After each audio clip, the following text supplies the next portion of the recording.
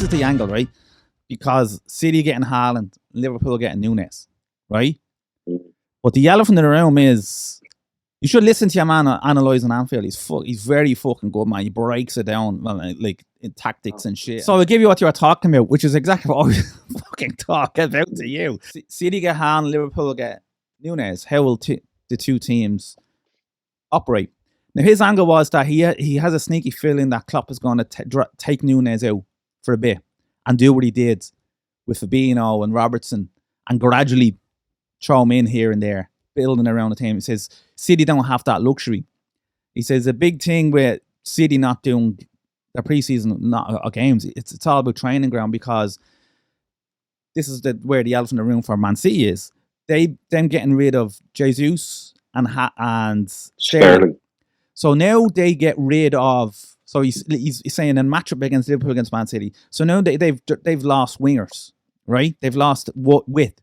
So now their whole play is going to sink into the middle. And he goes, now you've got Haaland, who's kind of like the focal point. Now if you've got matched up Liverpool against Man City, when Liverpool were pushing forward, they had the width of Sterling, even Foden, but Sterling in terms of squad depth. Now your focal point is down the centre. Now you're getting matched up with Konate and Van Dijk. And he's like, I fancy that. He says, if I'm Liverpool, I fancy our defence to handle that. That isn't, you're playing into Liverpool's core strength. Their weak points is obviously when Trent and Robertson pushes up.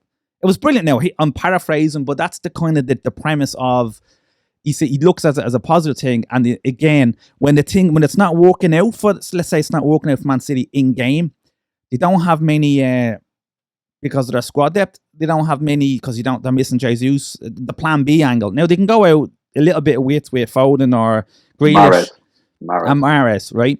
But one of them is going to be playing, and anyway, one or two of them will be already on the field. And Alvarez is the other goodie ball. Yeah. So the thing is, but Liverpool's plan B is the original, not original, but hybrid. You've got like Firmino, Salah, and Diaz. That's your plan B. Yeah.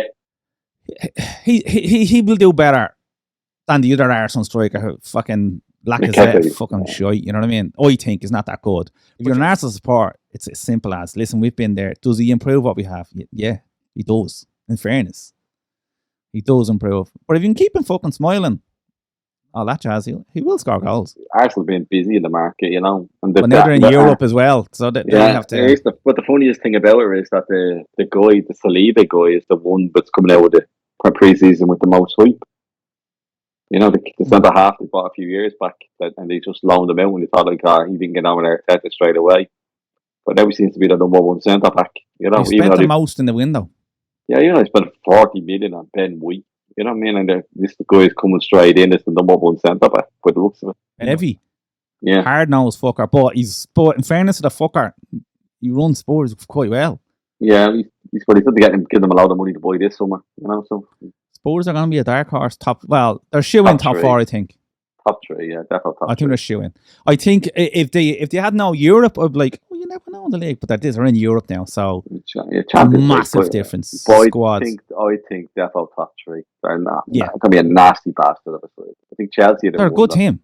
I think Chelsea. It's better Chelsea. They'll score more because of Kane. I think with Kane, it depends how he comes back from the World Cup, because the World Cup is going to be a big deal for England because they'll be in the top 3 teams. That 3 or 4 teams that can win it. Now they have to say, okay, that's their Achilles heel. But you know, the other way around is talent-wise. You know, they're in the top 2. You know, the top 3 teams that can win it. Or top 4, sorry: France, England, Brazil, Argentina. You know, they're your 4. You know, there's not the winners are coming from them 4. I don't know what Germany is at the moment. Dutch have no striker. Spain just play around the ball. They don't have enough cutting edge. Italy aren't in it. Portugal are dark horse, but they can have the ability to implode. But that's it. That's a lot. Like, I mean, it's Argentina or Brazil or England or France to me. You know, it's a fair point. Until they come back, it's the fact that like Southgate is their Achilles heel. Yeah, it's a good point about Kane though. How much, you know, the World Cup take it over. Yeah, I mean, it's a big deal about the World Cup is that who's going with the most players to the World Cup? Like Haaland isn't going.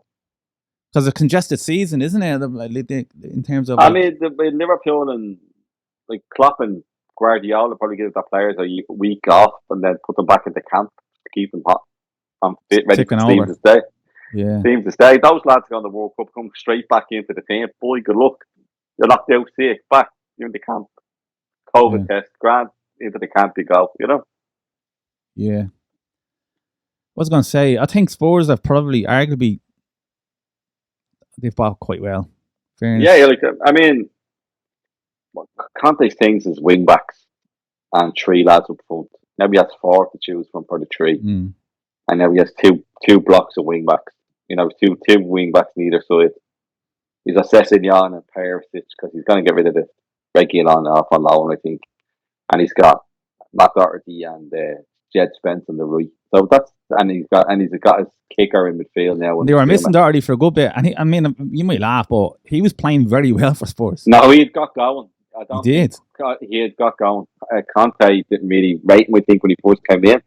But he was a player that listened, and he got going. What Conte wanted out of him, he got going. So I think to be Doherty and Spence on right hand side, rotating, keep legs, and on the left hand side it'd be Perisic and Sessegnon, and that's what they're going to do. Like they're just going to grind teams down. Richarlison's not a starter for Brazil, is he not? No, he's gone. He'll be in the 22. But I don't think he's a starter though.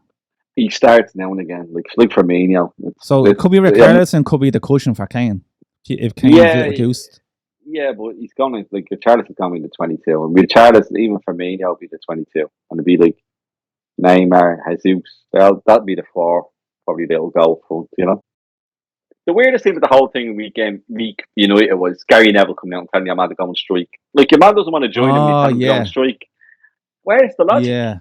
Well, there's no logic if he was wanting if Chelsea were the team wanting to get him. There's no way Gary Neville would be fucking spouting out the shite out of him. By Eriksen. That is another thing about Eriksen. How and him, Bruno Fernandes, going to play in the same team? They won't. I think Eriksen's just cover for him. Okay. And that's then what I think.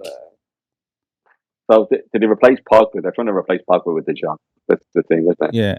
Sorry, just cut across there, because if they're gonna play Eriksen and Fernandes again, they're gonna fall into this whole bracket what Ronaldo last year, and there's too many passengers, too many players not tracking back. Great when you have the ball. Oh, go home. But then what happens when you don't have the ball the majority of the game? You're fucked. I just think that your man will get 4 months of grace. But if they're out of contention by Christmas, they're going to be big. Moan or Gary Neville and Sky. I think the worst, they're in the position that Liverpool were in the 90s. The pundits that were ex-Liverpool. Yeah. Like, their biggest millstone is the likes of Gary Neville in the media. Yeah. Shouting them out off as soon as you have a bad result. It's not what a team needs. We leave it at that. Listen, on next video we can talk Chelsea and Chelsea Arsenal. Yeah, it's literally took the word there.